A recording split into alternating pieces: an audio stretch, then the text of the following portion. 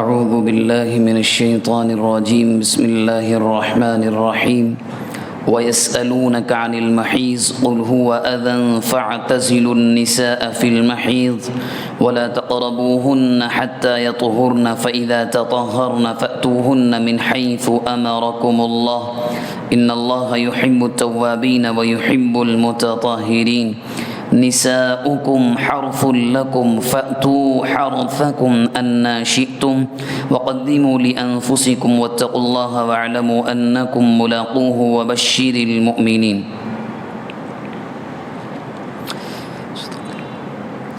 اس سورہ بقرہ کی آیت نمبر 222 اور 223 ہے، اور یہاں سے سورہ بقرہ کا 28واں رکوع اور دوسرے پارے کا 12واں رکوع شروع ہوتا ہے۔ ان دونوں آیتوں میں جس مسئلے کا تذکرہ ہے وہ مسئلہ تھوڑا شرم سے بھی تعلق رکھتا ہے، لیکن چونکہ جو صحیح چیز ہے اس کا بول دینا، بیان کر دینا، ذکر کر دینا زیادہ مناسب رہتا ہے۔ آیت کا پہلے آسان سا ترجمہ ہم سن لیں۔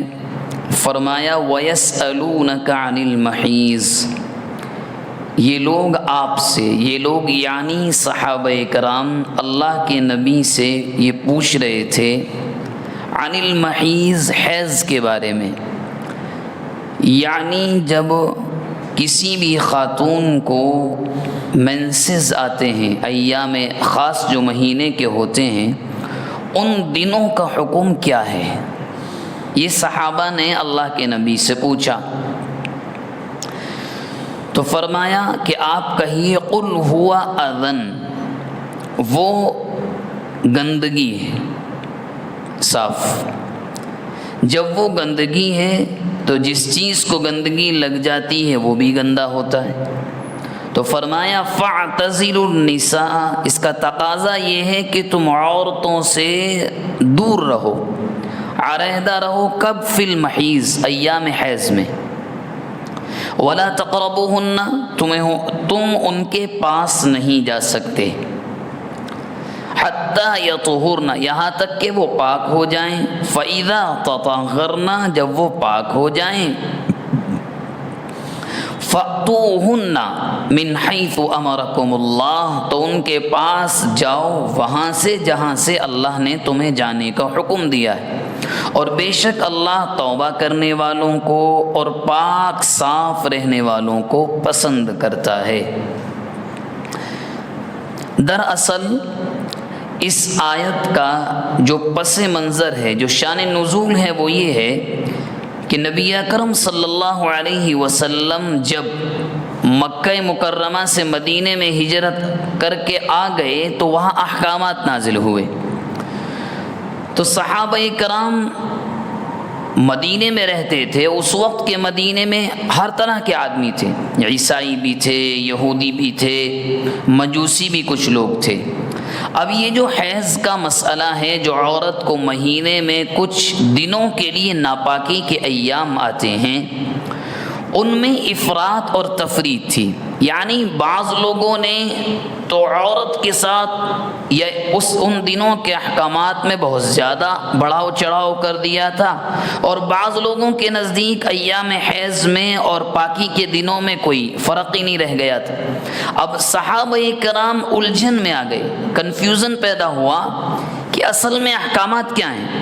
اب یہودیوں کی حالت کیا تھی کہ اگر عورت کو مینسز شروع ہوئے، ایام حیض شروع ہوئے، تو وہ لوگ عورت کو گھر سے نکال کر باقاعدہ الگ کمرے میں رکھ دیتے تھے،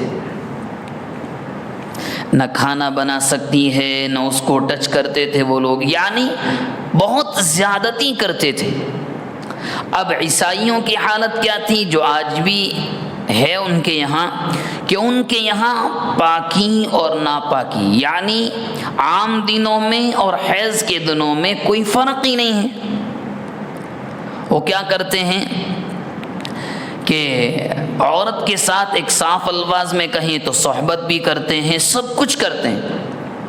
اب صحابہ کرام اس میں الجھن میں پڑ گئے، اور جیسے آج بھی ہمارے برادران وطن کے یہاں بھی یہ ہے کہ اگر عورت کو مینسز آ جاتے ہیں تو وہ کسی چیز کو ہاتھ نہیں لگا سکتی، وہ کھانا نہیں بنا سکتی، اور وہ اپنے شوہر یا بڑوں کو گلاس میں پانی نہیں دے سکتی۔ اب جب مختلف طرح کی شکلیں اور عمل لوگوں کے صحابہ نے دیکھے تو وہ نبی کے پاس آئے کہ اسلام ہمیں اس بارے میں کیا تعلیم دیتا ہے۔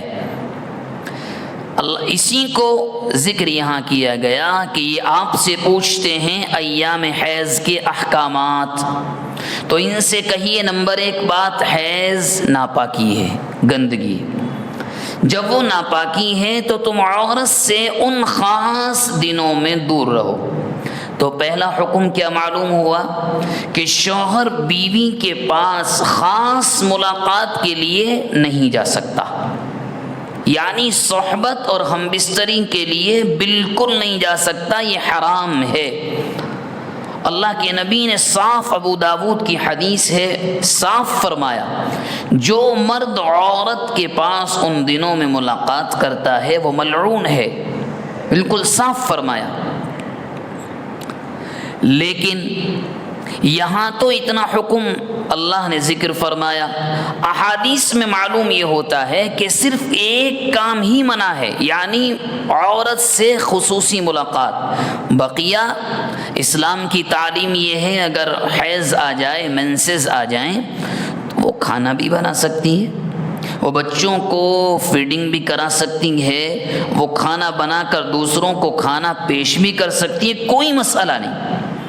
صرف ایک حکم ہے کہ شوہر اور بیوی خاص ملاقات نہیں کر سکتے، صرف ایک چیز کی مناہی، بقیہ کی اجازت۔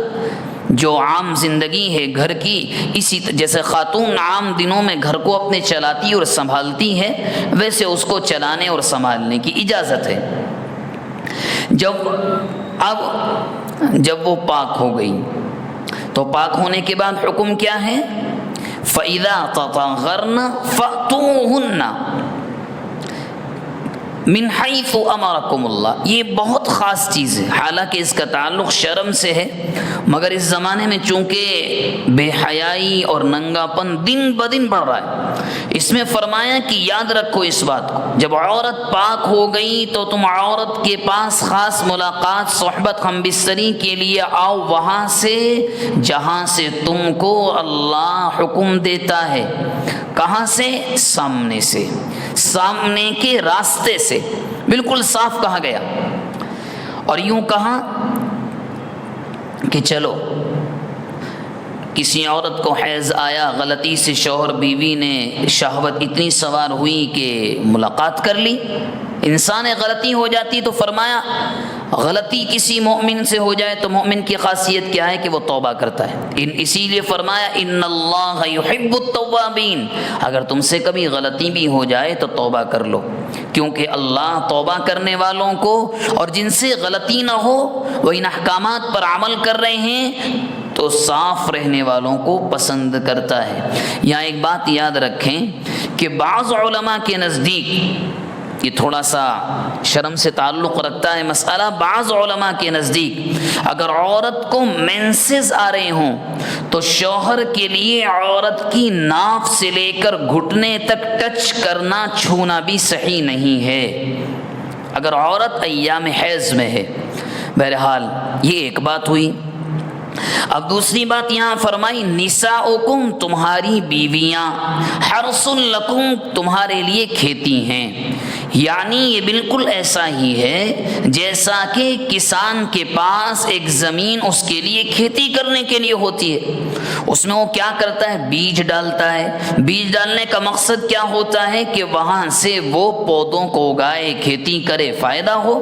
اب تم نے پہلے جو نکاح ہوا، نکاح کا مقصد کیا ہے؟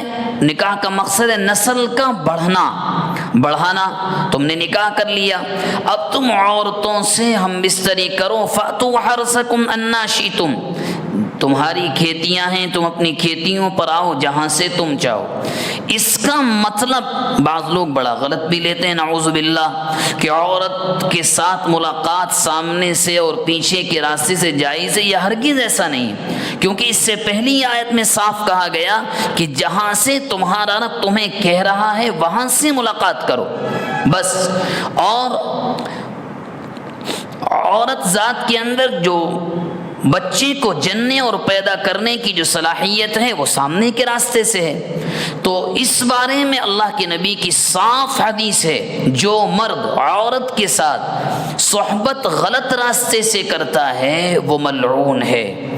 بڑی خطرناک احادیث اس بارے میں صاف کہا گیا ایسا کرو. اور یوں کہا کیونکہ اسلام تو بڑا پیارا مذہب ہے. اس کے بعد فرمایا وَقَدِّمُوا لِأَنفُسِكُمْ. جب تم بیویوں سے ملاقات کر رہے ہو تو اس میں بعض علماء فرماتے ہیں اشارہ ہے، آیت کا ترجمہ ہے کہ اپنے مستقبل کے لیے بھی کچھ تیاری کر لو، یعنی جو دعائیں جو آداب صحبت تمہیں سکھائے گئے ہیں وہ بھی پڑھ لو اس وقت پر، تاکہ تمہاری اولاد شیطان کے وسوسوں اور اثر سے محفوظ رہے اور اللہ والی بنے، جو صحبت کے مقابلے میں اولاد ہو. واتقوا اللہ، اور یاد رکھو اللہ سے ڈرتے رہو. کیوں ڈرتے رہو؟ اس لیے کہ اگر تم نے کچھ بھی غلط کیا، ہم نے جو حکم یہاں پر دو بیان فرمائے، اگر تم نے خلاف ورزی کی وَاعْلَمُوا أَنَّكُمْ مُلَاقُوهُ، تو یہ بھی ذہن میں رکھو اللہ سے ملنا بھی ہے. انکم ملاقوہ. اور اس کے بعد فرمایا وبشر المؤمنین، ہاں ایمان والوں سے ایسی چیزیں سرزد نہیں ہوتی، وہ ایسے غلط کام نہیں کرتے. تو حکم دیا گیا اللہ کے نبی کو کہ ایمان والوں کو خوشخبری سنا دو، کیونکہ وہ لوگ ایسے کام نہیں کرتے. اللہ تبارک و تعالی ان دونوں آیتوں میں جو بھی احکامات ہمارے سامنے آئے، ہم سب کو ان پر عمل کی توفیق مرحمت فرمائے.